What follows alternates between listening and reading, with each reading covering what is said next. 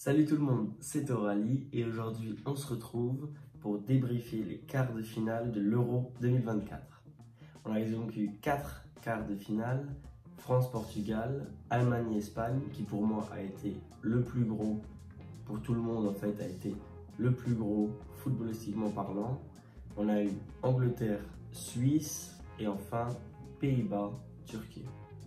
Pour les deux premiers matchs de la première journée, on avait déjà fait un petit débrief qui est dispo sur la chaîne dans lequel on avait pronostiqué pour le match Angleterre-Suisse et Pays-Bas-Turquie.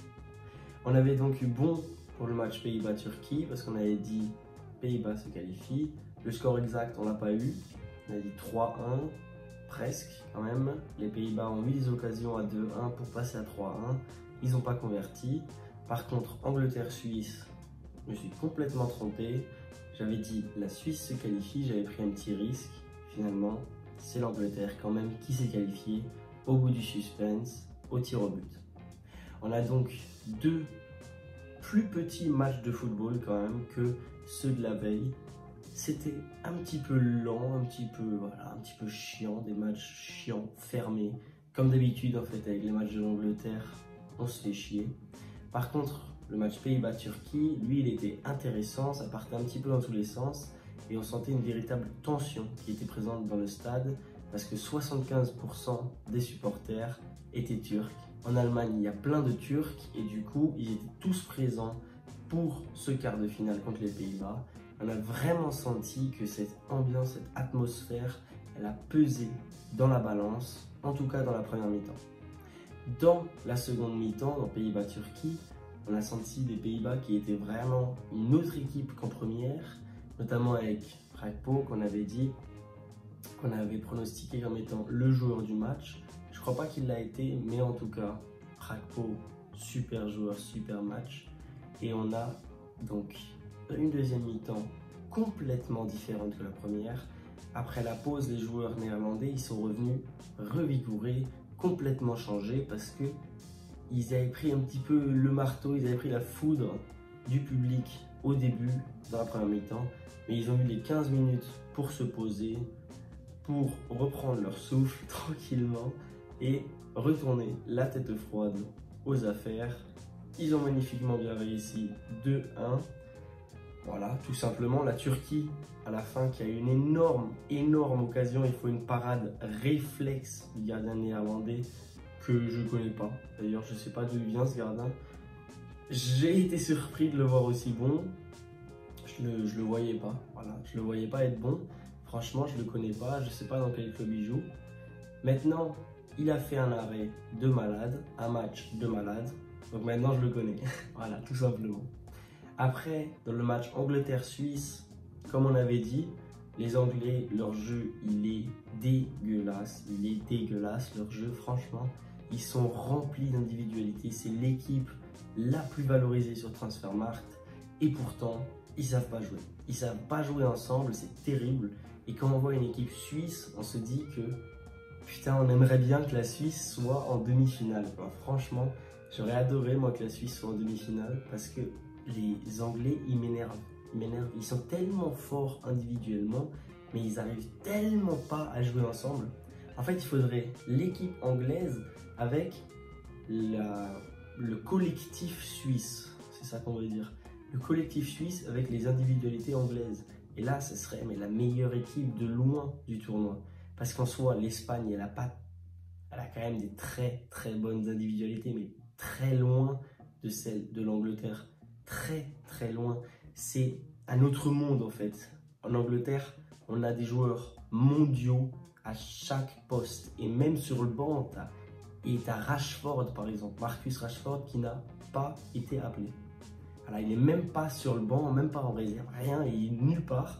Il n'a pas été appelé, il est chez lui, voilà, il fait dodo chez lui. C'est incroyable, un joueur de la qualité, de la vitesse, de la technique de Marcus Rashford n'est pas appelé en équipe, c'est vraiment pour dire à quel point cette équipe-là est forte individuellement.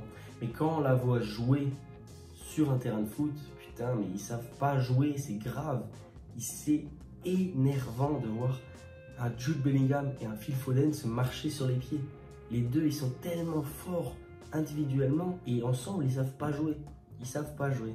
Alors qu'en face, tu as Xhaka, Akanji, Sommer, voilà, peut-être un petit peu moins connu, un petit peu moins mondial. Mais pourtant, qu'est-ce qu'ils jouent bien ensemble, les Xhaka? Quel match il nous a sorti, quel match il nous a sorti. Voilà, pour ceux qui ne savent pas, donc c'est aller au tir au but. Akanji a raté son tir au but. Tous les autres l'ont mis. 5, 4, c'est terminé pour la Suisse. On a donc une première demi-finale Angleterre-Turquie. Les Anglais ont vraiment de la chance. Hein. Les Anglais ont vraiment de la chance. Ils tombent contre la Slovaquie. La Slovaquie? Ouais, je crois, la Slovaquie. En quart, ils tombent contre la Suisse, qui, attention, hein, très loin d'être une mauvaise équipe. Mais voilà, nous les Allemands, on tombe contre l'Espagne. Ou nous les Français, on tombe contre le Portugal. Voilà, c'est quand même un autre niveau. C'est pas pour discriminer les Suisses, mais c'est quand même un autre niveau. Et après en demi, ils vont tomber contre les Pays-Bas, qui pour moi sont la troisième meilleure équipe de ce tournoi parce qu'ils sont tellement bien huilés. Voilà, ils n'ont peut-être pas autant de qualités individuelles que par exemple la France avec Mbappé, avec Dembélé, avec des choses comme ça, mais ils jouent tellement bien ensemble, c'est impressionnant. C'est impressionnant et donc c'est pour ça que dans cette demi-finale Angleterre-Pays-Bas, je vois les Pays-Bas passer. Encore une fois, je parie contre l'Angleterre, même si hier c'est pas passé. Je parie contre l'Angleterre pour les Pays-Bas et je vois bien Gakpo, encore une fois Gakpo, et peut-être un Malen de sortie de banc, nous sortir un match phénoménal, nous sortir un match d'anthologie et venir arracher une place en finale. Là, je vois pas du tout un 3-1, je vois vraiment un match beaucoup plus fermé, un match, on va dire, un petit peu chiant comme Angleterre-Suisse, un match vraiment contrôlé par les Anglais, ils tuent le rythme et je vois donc 2-1.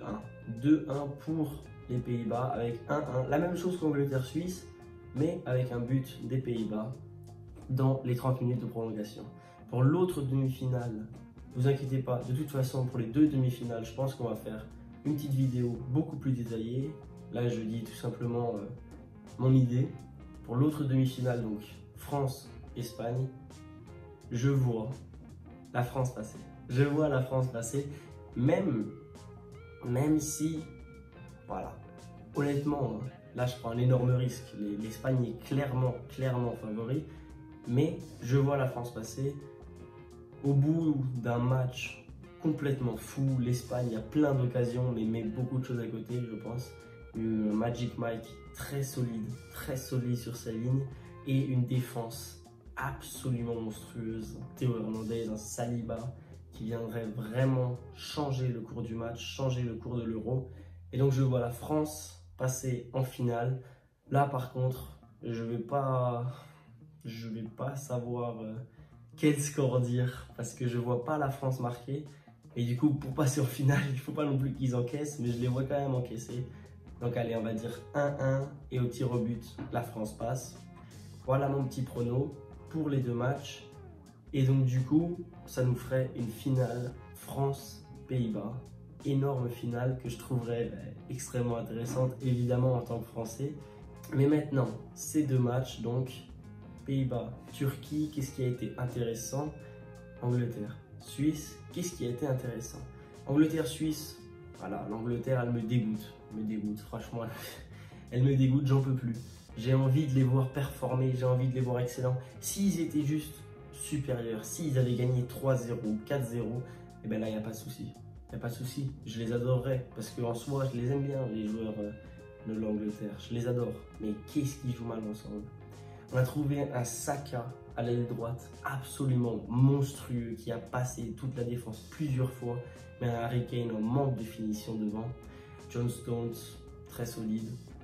Et dans les cages, Pickford, bon, toujours aussi solide. Il a pris un but sur lequel il pouvait rien faire. Mais je crois par contre qu'il y a une petite erreur de John Stones qui lui a permis à la Suisse de venir marquer ce but. C'est donc pour ça que John Stones, voilà, c'est peut-être pas un excellent joueur. Bellingham, je l'ai trouvé absent, voilà, absent. Même si les commentateurs de TF1 adorent le sucer, je l'ai trouvé absent. Voilà, je ne l'ai pas trouvé si bon que ça, franchement. Ils adorent dire Oh, Bellingham, qu'est-ce qu'il est fort, qu'est-ce qu'il est beau. Il est beau, c'est vrai, mais là, hier, il n'était pas si fort. Franchement, il n'était pas si fort.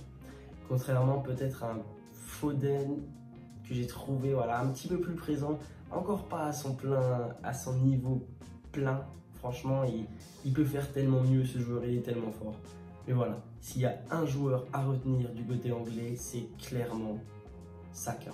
Et du côté suisse, son cousin de nom, on va dire, Xhaka. Presque le même nom. Xhaka, il a été monstrueux, les gars. Au milieu de terrain, il était partout. Il a été tellement fort, ce joueur, tellement précieux pour les Suisses. Et qu'est-ce qu'il est bon. Qu'est-ce qu'il est bon, voilà. Il sort une saison en club à Bayer Leverkusen. Monstrueuse, voilà. Bayer Leverkusen, qui nous a sorti presque à un match près. Si Lockman, il n'était pas aussi bon, quoi, sur un match, c'est pas possible. S'il n'était pas aussi bon, eh ben, c'était la saison invaincue et c'était directement dans les livres historiques du football, directement inscrit. Mais non, à cause de cette défaite 3-0, c'est pas invaincu, mais c'est pas grave. Xhaka, il a quand même sorti une saison, les gars, mais monstrueuse, franchement. Et voilà, pour Angleterre-Suisse, c'est dit. Par contre, pour Pays-Bas-Turquie, j'ai trouvé donc la Turquie très intéressante en première période, poussée par l'ambiance du stade, poussée par voilà, cette électricité, cette tension présente tout au long du match. Et surtout, très bon en première période, très bon en entrée de match les Turcs, pardon. Et par contre, en seconde mi-temps, ils se sont complètement écroulés. Quand ils ont pris le but,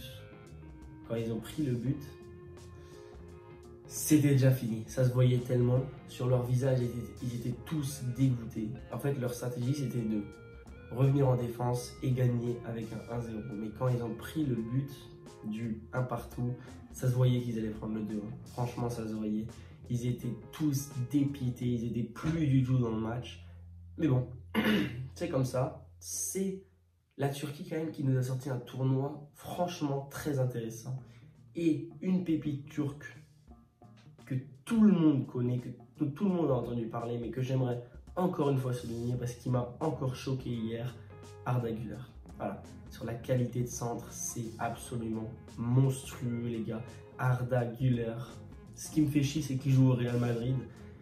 Les gars, Real Madrid la saison prochaine, ça va être imbattable. Voilà, ils ont tout le monde, ils ont tous les bons joueurs. Ils viennent du Real. T'as Bellingham, Vinicius, Mbappé, Arda Güler, Rodrigo. T'as tout chez eux. C'est une dinguerie. Et c'est pour ça qu'ils gagnent autant de Ligue des Champions d'ailleurs. Bref, en tout cas, les Pays-Bas, très intéressant aussi. Offensivement, j'ai trouvé ça très solide. Défensivement, un petit peu plus fébrile. À Van Dijk qui nous sort un match peut-être pas d'une qualité incroyable. Ake non plus. Mais en attaque, qu'est-ce que c'était bon. Qu'est-ce que c'était bien huilé. Qu'est-ce que, voilà, on sent cette alchimie qui n'est pas présente dans l'équipe anglaise. On sent cette alchimie, ils jouent bien ensemble, c'est beau à voir, ça fait plaisir. Leur maillot orange en plus, ça change parce que tout le monde a les maillots blancs et rouges. Voilà, pour une fois, une équipe qui n'a pas un maillot blanc ni rouge, ça fait plaisir pour les yeux. C'est n'importe quoi, je divague. Je vous dis à une prochaine. On se retrouve pour les pronos sûrement des demi-finales. Ciao tout le monde.